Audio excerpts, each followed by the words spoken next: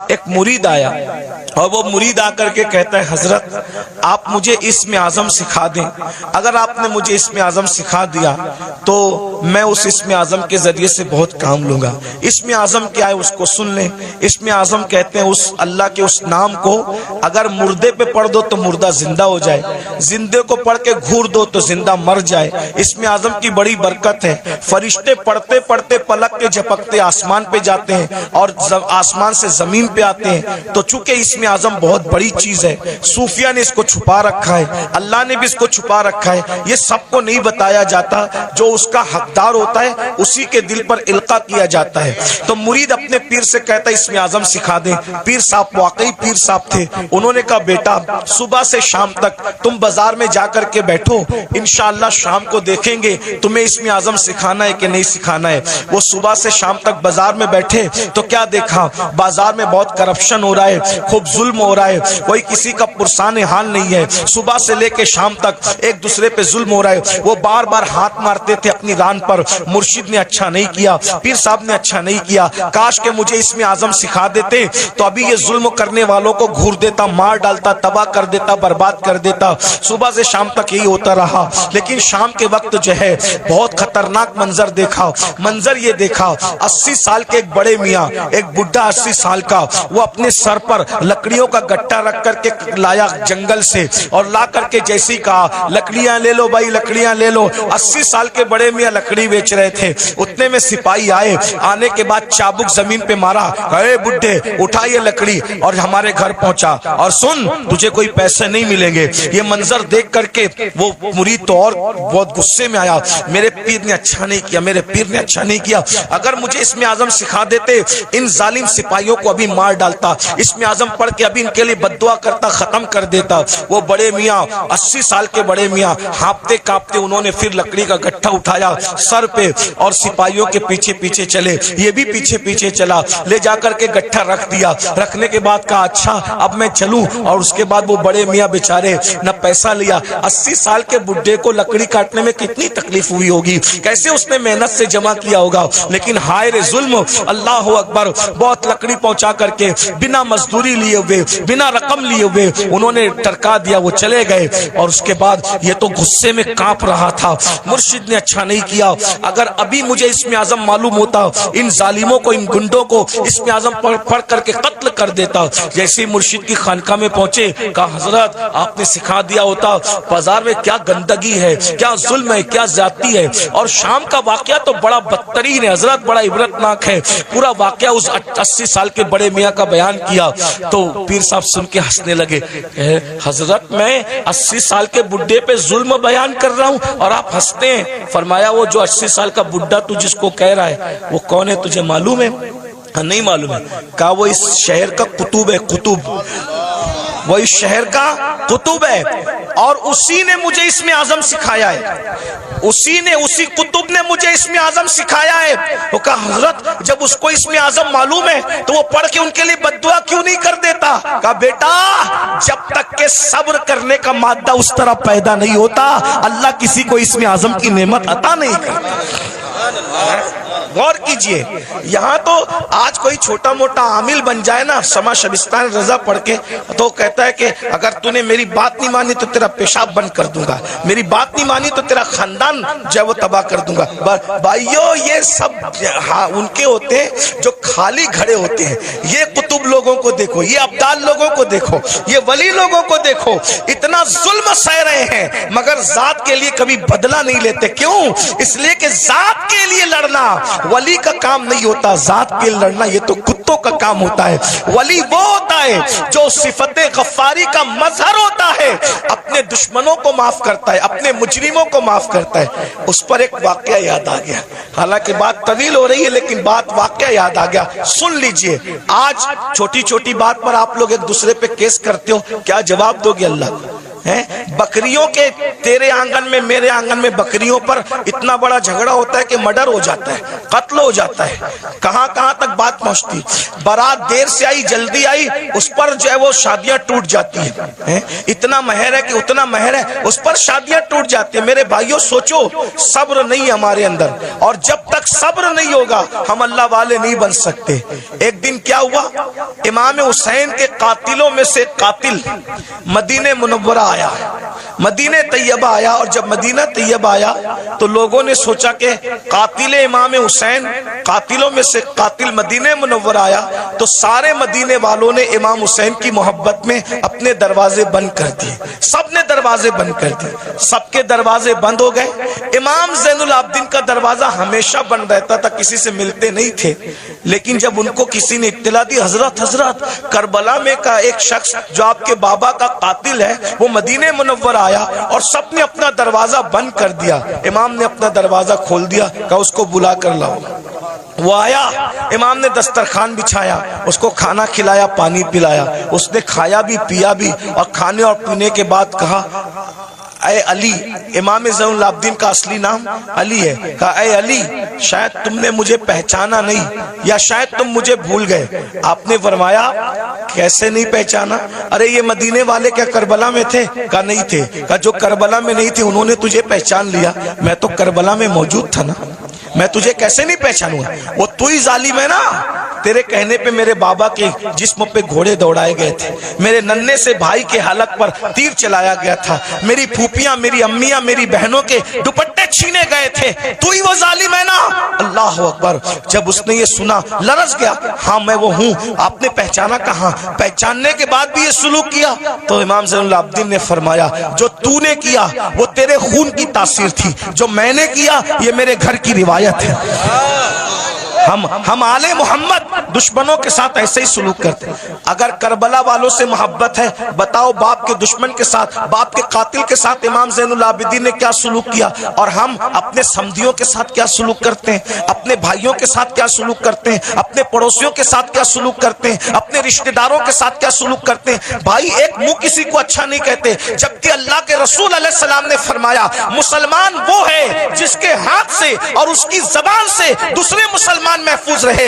आज ना हमारे हाथ से कोई महफूज है, ना हमारी जबान से कोई महफूज है। जब भी जबान खोलते हो तो ऐसे तीर चलाते हो, नश्तर लगाते हो लोगों के दिल पर। याद रखना, तलवारों के जख्म तो भर जाते हैं, जबान के जख्म भरा नहीं करते। कैसा कलमा पड़ा है, नबी तो वो मुसलमान बनाने आए थे कि जिसके हाथ से, जिसकी जबान से दूसरे मुसलमान महफूज रहे। ना आज हमारे हाथ से कोई महफूज है, ना हमारी जबान से कोई महफूज है। तो बताओ नबी वाले मुसलमान हो या अपनी तबीयत वाले मुसलमान हो?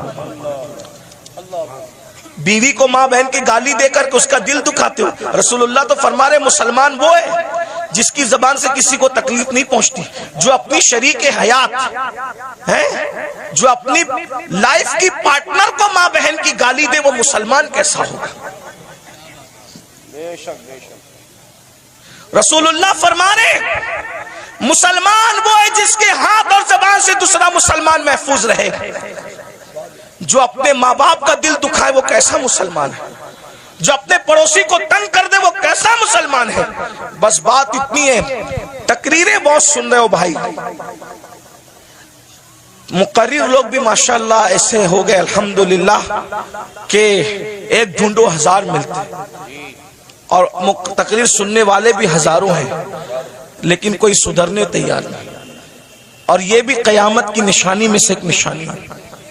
अल्लाह के रसूल अलैहिस्सलाम ने फरमाया लोग दीन सुनने जमा होंगे, दीन पर अमल करने जमा नहीं होंगे। सुनिए, गौर से सुनिए, तवज्जो है। लोग दीन सुनने जमा होंगे, लोग दीन सुनने जमा होंगे, दीन पर अमल करने जमा नहीं होंगे। देख लीजिए, सुनने जमा होंगे क़यामत की निशानियों में से एक निशानी है, दीन पर अमल करने जमा नहीं होंगे। अभी देखिए सुबह का वक्त है, कारोबार का वक्त है, संडे भी नहीं है, आज संडे नहीं है ना, वर्किंग डे है ना। लेकिन आपको मैं सलाम करता हूँ, आप लोग आराम छोड़ के, नींद छोड़ के, दुकान छोड़ के, कारोबार छोड़ के आए क्या सुनने के लिए? دین سننے کے لیے. لیکن اگر ان میں کسی کو کہا جائے کہ وعدہ کرو کہ آج کے بعد تم نماز نہیں چھوڑو گے, تو ہاتھ نہیں اٹھیں گے لوگوں کے. اور اگر ہاتھ اٹھ بھی گئے تو وہ آج ہی ظہر سے پہلے وعدہ کیا لیکن ظہر میں نہیں پہنچے گا. یہ ہنسنے کی بات نہیں, یہ دکھ کی بات.